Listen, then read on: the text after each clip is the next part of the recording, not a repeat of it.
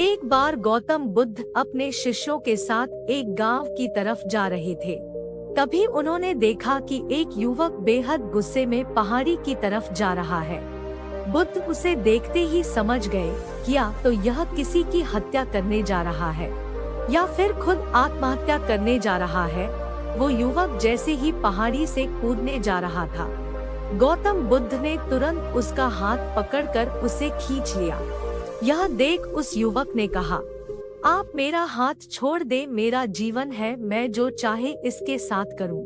आप मुझे मत रोकना। गौतम बुद्ध ने कहा, ठीक है, तुम चाहो तो दोबारा से कूद जाना, लेकिन पहले 10 मिनट रुक जाओ। 10 से 12 बार लंबी सांसें लो और अपनी हथेलियों को खोल दो, उसके बाद ही मैं तुम्हें दोबारा आत्महत्या करने दूंगा, उससे पहले नहीं। युवक बोला, आप मुझे बेकार ही इतना परेशान कर रहे हैं। मैं पहले से ही इतना परेशान हूँ, लेकिन अगर आप कहते हैं तो ठीक है, मैं 10 बार बाहर लंबी सांसें ले लेता हूँ, अपनी हथेलियाँ खोल देता हूँ, उसके बाद आप मुझे आत्महत्या करने से नहीं रोकेंगे। उस युवक ने अपनी आंखें बंद की, 10 बार लंबी सांसें ली, अपनी हथेलियों को खोला और फिर धीरे धीरे अपनी आंखें खोली। फिर महात्मा बुद्ध ने कहा कि ठीक है, अब तुम जा सकते हो। वह युवक पहाड़ी की तरफ गया। उसने जैसे ही कदम आगे बढ़ाए और पहाड़ी के नीचे देखा तो वह देखते ही पीछे हट गया और वापस जाकर बुद्ध से बोला, आप कौन है? आपसे तेजस्वी व्यक्ति मैंने आज तक नहीं देखा, अभी मेरे साथ क्या हुआ है, क्या आप मुझे समझा सकते हैं? कुछ वक्त पहले तो मैं इस पहाड़ी से कूद जाता, लेकिन अब एक भय उत्पन्न हो गया है। बुद्ध मुस्कुराए और बोले, जब तुम पहाड़ी से कूदने वाले थे तब तुम्हारे अंदर क्रोध था। क्रोध सोचने समझने की शक्ति को नष्ट कर देता है। हमारी बुद्धि उस वक्त काम करना बंद कर देती है। उस समय तुम फिर वो करते हो जो तुम्हारा मन कहता है। उस समय तुम क्रोधित थे, तुम्हारा मन एक जगह पर नहीं था।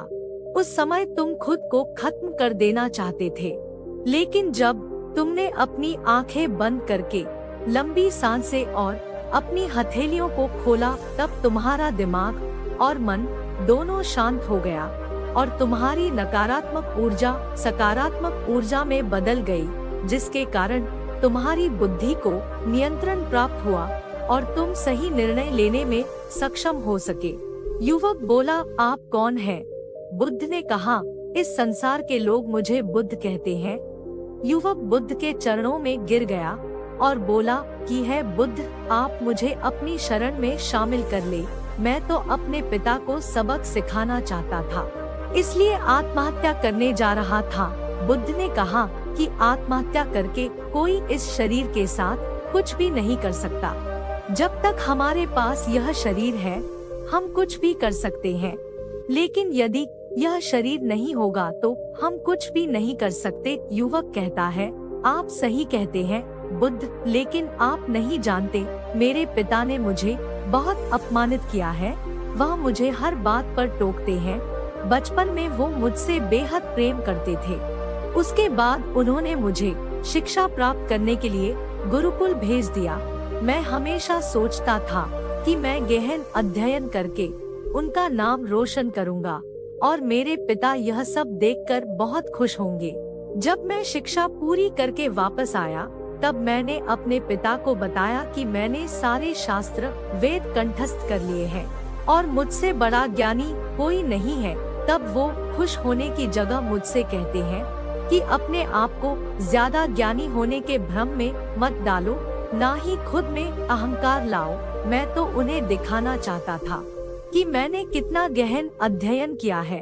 मैं बड़े बड़े शास्त्रार्थ में जाने लगा। सभी मेरे ज्ञान से प्रभावित होने लगे। सभी ने मुझे महान ज्ञाता माना, लेकिन मेरे पिता ने नहीं माना। वह मेरे शास्त्रार्थ के बीच पहुंच जाते और मेरे बताए गए ज्ञान में कुछ ना कुछ कमी निकालते और सबके आगे मुझे अपमानित करते। वो मेरे साथ रहने वाले मित्रों को भी अपमानित करते थे, यह कहकर कि वो मेरा जीवन बर्बाद कर देंगे, क्योंकि वह मेरा साथ देते थे, मेरे ज्ञान की प्रशंसा करते थे। मैं समझ नहीं पा रहा था कि वह ऐसा क्यों कर रहे हैं। तब मेरे मित्रों ने मुझसे कहा, वो तुमसे इसलिए ईर्ष्या करते हैं क्योंकि वो तुम्हारे जितना ज्ञान अर्जित नहीं कर पाए। एक दिन मेरी उपाधियों के कारण मेरे मित्रों ने मुझे मदिरापान कराया। यह बात मेरे पिताजी को पता चल गई। वो ढूंढते ढूंढते वहाँ पहुँच गए और मुझे वहाँ सबके सामने थप्पड़ मार दिया। मुझे बहुत अपमानित महसूस हुआ। तब मैंने यह तय किया कि मुझे मेरे पिताजी को सबक सिखाना है और मैं यहाँ आत्महत्या करने आ गया, क्योंकि एक पिता के लिए इससे बड़ा सबक क्या होगा। जब वह अपने बेटे की अर्थी को उठाएंगे तब उन्हें एहसास होगा कि उन्होंने क्या गलती की है। बुद्ध मुस्कुराए और बोले, मुझे एक बताओ, जो ज्ञान तुम्हें आत्महत्या करने के लिए प्रेरित करे तो वो ज्ञान किस काम का, वो कहाँ से अच्छा हुआ जो तुम्हें एक गलत काम को करने से नहीं रोक पा रहा। युवक ने कहा, आप सही कहते हैं बुद्ध, अब मैं खुद अज्ञानी सा महसूस कर रहा हूँ। आप मुझे अपनी शरण में ले, मैं आपसे ज्ञान प्राप्त करना चाहता हूँ। बुद्ध ने कहा, तुम मेरे साथ 4 दिनों तक रहना और उसके बाद अपने पिताजी के पास जाना। अपने पिता के घर तुम मध्यरात्रि के बाद जाना और बिना किसी हलचल के चुपचाप भीतर जाना, तब तुम्हें जीवन का सबसे पहला ज्ञान मिलेगा। वो युवक 4 दिनों तक बुद्ध के पास रहा और उसके अगले दिन पिता के पास चला गया।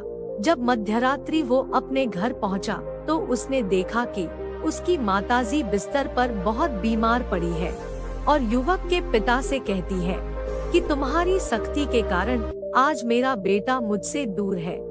अगर तुम इतने सख्त नहीं होते तो आज घर छोड़कर नहीं जाता। वो युवक अपनी पिता की तरफ देखता है। वो देखता है कि जिनकी आंख में आज तक आंसू नहीं देखे थे, आज वो नम आंखों के साथ बैठे हैं। उसके पिता कहते हैं, मैं उसे दुख नहीं देना चाहता था, बस उसके अंदर अहंकार ना आए इसलिए उसे इन चीजों दूर करता था। तभी उसके अंदर की कमियों को वहाँ जाकर बताता था ताकि मुझे सुन कोई और भी उसे उसकी कमी बता सके और उसे अपने ज्ञान पर कभी घमंड ना हो, क्योंकि व्यक्ति का अहंकार उसे हमेशा ले डूबता है।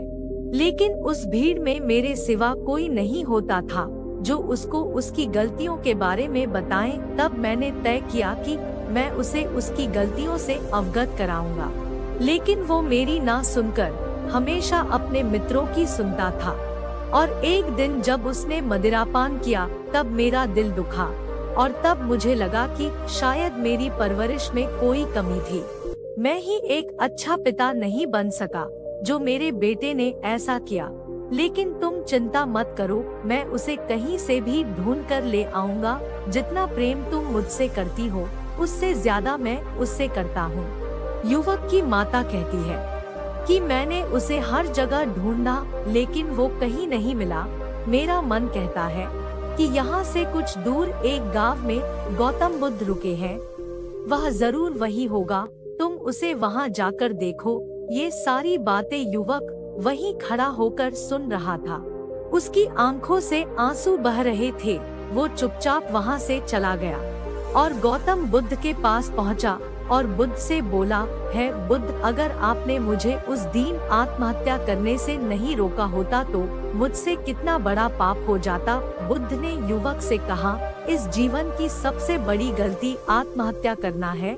ये जीवन तुमने खुद नहीं लिया है, उसे तुम्हें दिया गया है, तो तुम्हें कोई हक नहीं कि उसे खुद से नष्ट करो। कल सुबह तुम्हारे पिता यहाँ वापस आएंगे, कल सुबह तुम उनके साथ जाकर उनके ऋण को उतारना। युवक ने कहा, हे महात्मा बुद्ध, मुझे मेरा सारा ज्ञान व्यर्थ ही लगता है। आप सत्यता को उजागर करते हैं।